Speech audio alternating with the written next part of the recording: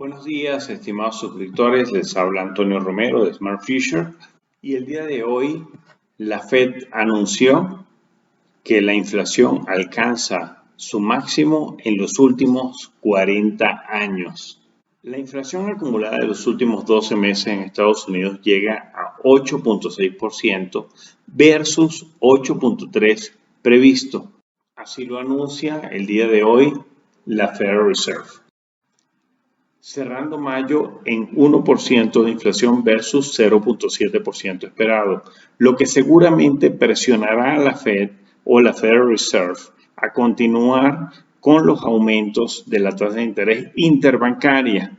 En la próxima reunión del FONC del 14 al 15 de junio, es probable que la Fed aumente los 50 puntos base telegrafiados desde hace meses y ya descontados por el mercado para no agregar más a la incertidumbre y volatilidad al ya lastimado mercado de valores. Pero sí se estima que se prolongue la subida de 50 puntos base en las próximas reuniones del FONC en 2022, mientras que las expectativas anteriores era que a partir de septiembre veríamos incrementos menores a 50 puntos base. Ahora se prevé que siga en los 50 y llevar a los tipos de interés interbancario de 1% a 1.5%. Como vemos aquí, son 8 reuniones del FONC a nivel anual. Ya se han llevado a cabo 3 reuniones, la próxima es en junio y después continúan estas otras 4 reuniones. La última se lleva a cabo el 13 y 14 de diciembre. Mientras eso ocurría en Estados Unidos, en Europa, el ECB, European Central Bank, anunció el 9 de junio que planea revertir la última década de política expansiva o de cero incremento en los tipos de interés, llevándolos incluso a tasas negativas, sobre todo en el ahorro. La presidenta del ECB, Christine Lagarde, mencionó que incrementará 25 puntos base la tasa de fondeo interbancaria en julio para seguir aumentándola en la reunión que se sostendrá en septiembre de este 2022. Posiblemente a niveles superiores de los 25 puntos base y ahí sí lleguen a los 50 puntos base. La expectativa de inflación fue ajustada a 6.8% en 2022 y 3.5% en 2023 en Europa. La tasa interbancaria está en 0%, pero la pasiva o la de ahorros en menos 0.5%. China, por su parte, atraviesa la crisis más profunda del COVID en 2 años. Presenta una crisis de las desarrolladoras inmobiliarias que han tenido que ser apoyadas por el gobierno y una demanda muy débil de los créditos, lo que ha producido una desaceleración importante en su economía y, contrario a las economías de Occidente, comienza una política monetaria expansiva, reduciendo en 20 puntos base la tasa de interés de créditos de vivienda y solo 2 puntos base la tasa de interés interbancaria en junio. Regresando a los Estados Unidos, la inflación subyacente o la core, como se conoce en inglés, se ubicó en 5.9%, también más arriba que lo esperado. Este indicador es importante porque excluye los componentes más volátiles de alimentos y combustible. Es decir, la inflación, aún sin el factor guerra, sigue creciendo, pero sigue creciendo menos que el mes anterior en el caso de la subyacente.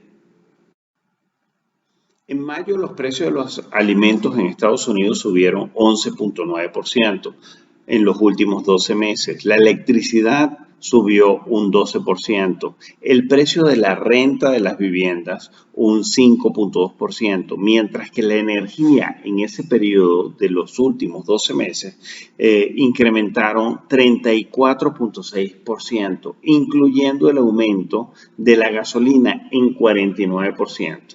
Por su parte, las tarifas aéreas aumentaron 12.6% y hoteles 22.2%. comienzan a desacelerar el alza de los precios, el mercado de coches usados y nuevos, solo incrementando 1.8 y 1% respectivamente en mayo. Por lo que nos encontramos en un mercado con aumento de precios, sobre todo en el sector energético, como ya vimos, pero también un mercado laboral en pleno empleo, con incrementos en los salarios que continuarán contribuyendo a una inflación elevada en los próximos meses. Ya habíamos platicado en el newsletter del 4 de junio cómo el nivel de empleo en Estados Unidos está próximo a llegar a su máximo histórico que tenía en febrero del 2020, antes de la pandemia, y equivale a 151.6 millones de personas en el sector formal de la economía en ese país. El consumo sigue fuerte a pesar de la inflación. Los consumidores americanos han podido hacer uso de sus ahorros, que se estiman en 3 trillones de dólares, aunado a que más miembros de las familias trabajan ahora. Les ha permitido esto mantener sus altos niveles de consumo, factor que no disminuirá mientras los niveles de ahorro sigan por arriba de 1 trillón de dólares. Recordemos que el 70% del PIB de Estados Unidos depende del nivel de consumo. Vámonos al gráfico de comparación de variables. Como podemos apreciar, desde diciembre del 2021 al cierre del 10 de junio 2022, los rendimientos del bono de 10 años han subido en 134% y el dólar en un 8.37%. Debido principalmente a la depreciación del yen japonés de 15.72%, del yuan en un 7.32% y del euro en un 16.14%. Y si ahora nos vamos al gráfico del peso mexicano, podemos observar una subida del 18% versus el euro, lo que ratifica su fuerte correlación con el dólar y similitud de política monetaria con la Fed por parte del Banco de México, al apreciar la moneda como complemento de las medidas de reducción de inflación para no importar inflación externa, como ya lo hemos mencionado en los newsletters. Vemos entonces que tanto Bitcoin como Ethereum han caído mucho más que proporcionalmente que el S&P 500 y el Nasdaq. El Bitcoin ha caído 3 veces más que el S&P 500 y Ethereum ha caído 2.5 veces más que el Nasdaq. Vámonos al gráfico del S&P 500 y como podemos apreciar, desde el 3 de enero de 2022 ha retrocedido 18.4% al cierre del 10 de junio, ubicándose en los 3.900 puntos y encontrando soporte en el Fibonacci 38.2%. Para este momento ya los mercados han descontado el telegrafiado aumento de los tipos de interés que va a ocurrir el 15 de junio de los 50 puntos base.